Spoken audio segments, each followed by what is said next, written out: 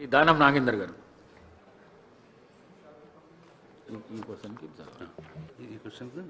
Thank you sir.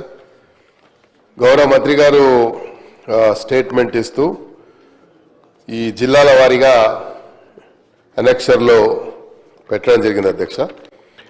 అయితే దీంట్లో గృహజ్యోతి ఈ పథకం అనేది పార్టీ ఇచ్చినటువంటి 5 గ్యారంటీల్లో ఇది ఒక ఇంపార్టెంట్ గ్యారంటీ అధ్యక్ష.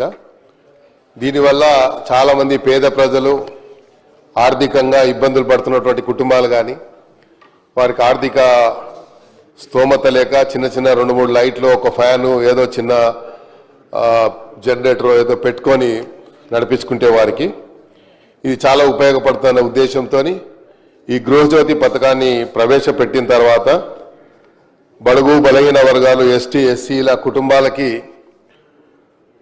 చాలా ఆనందంతో పాటు లాభంతో పాటు అన్ని రకాలుగా వాళ్లకు మరి ఒక నూతనమైనటువంటి ఉత్సవాన్ని కలిగించింది అధ్యక్ష. తమ ద్వారా నేను గౌరవ మంత్రి గారిని అడగదలుచుకున్నాను. మంత్రి గారు ఇచ్చినటువంటి స్టేట్మెంట్లో అధ్యక్ష డిస్ట్రిక్ట్ వైజ్గా ఇచ్చినటువంటి ఏదైతే అనెక్షర్లో ఇచ్చారో దాంట్లో చూసినట్టయితే హైదరాబాదు రంగారెడ్డి కలిసి కేవలం 6 లక్షల పైచిల్కే బెనిఫిషరీస్ ఉన్నారు అని ఇందులో వచ్చింది. మీరు ఒకసారి మన దీని సెన్సస్ ప్రకారంగా చూసుకుంటే అధ్యక్ష హైదరాబాద్ రంగారెడ్డిలో సుమారు 2 కోట్ల నియర్లీ 2.5 crores జనాభా 2 crores దాటే ఉంటుందని నేను అనుకుంటున్నాను. బట్ హైదరాబాద్లో మాత్రం 1 crore మాత్రం హైదరాబాద్లో ఉంది అధ్యక్ష. అంటే మిగతా వాళ్ళు బెనిఫిషరీలో భాగస్వాములు కాకపోవడానికి ఏదన్నా మీ దగ్గర సమాచారం ఉందా? ఉంటే దానికి సంబంధించినటువంటి ఏదైనా ప్రణాళిక సిద్ధం చేస్తున్నారని తమ ద్వారా మంత్రిగా నడుతున్నారు. అదేవిధంగా అధ్యక్ష ఒక కుటుంబంలో చాలా మందికి రేషన్ కార్డులు మనం కొత్త రేషన్ కార్డులు ఇవ్వకపోవడం వల్ల ఆ రేషన్ కార్డులు పొందని వారు ఇందులో భాగస్వాములు కాలేకపోతున్నారు. నిజంగా వాళ్ళు బిలో పవర్టీ లైన్ కింద ఉన్నా కూడా వారికి కొత్త రేషన్ కార్డు రాకపోవడానికి కారణం మొన్ననే మంత్రి గారు ప్రకటించారు కొత్త రేషన్ కార్డులు ఇస్తున్నామని. అందులో చాలామంది భాగస్వాములు అవుతారు. అయితే ఇందులో ఒక చిన్న కిటుకు ఉంది అధ్యక్ష. ఎవరైనా బెనిఫిషరీ 200 యూనిట్లకు దాటి ఒక 5, 10, 15 యూనిట్లు దాటిపోతే టోటల్ 215 యూనిట్లకు డబ్బు కట్టాల్సి వస్తుంది.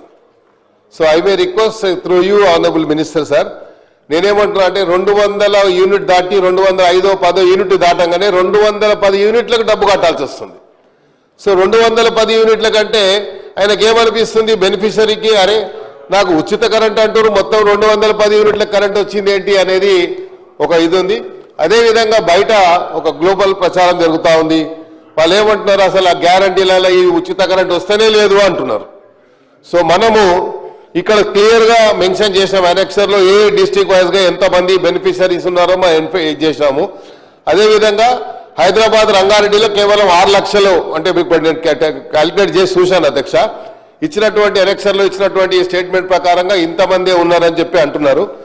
దీన్ని పెంచడానికి దీంట్లో అవేర్నెస్ తీసుకురావడానికి మీకు సంబంధించినటువంటి సిబ్బందితో ఏదైనా అవేర్నెస్ తీసుకొస్తామా లేకపోతే దీనికి ఏదైనా ప్రణాళిక ఉందా అని చెప్పి తమ ద్వారా మంత్రి గారిని అడుగుతూ, అదేవిధంగా ఇది మాత్రం చాలా ఇంపార్టెంట్ అధ్యక్ష.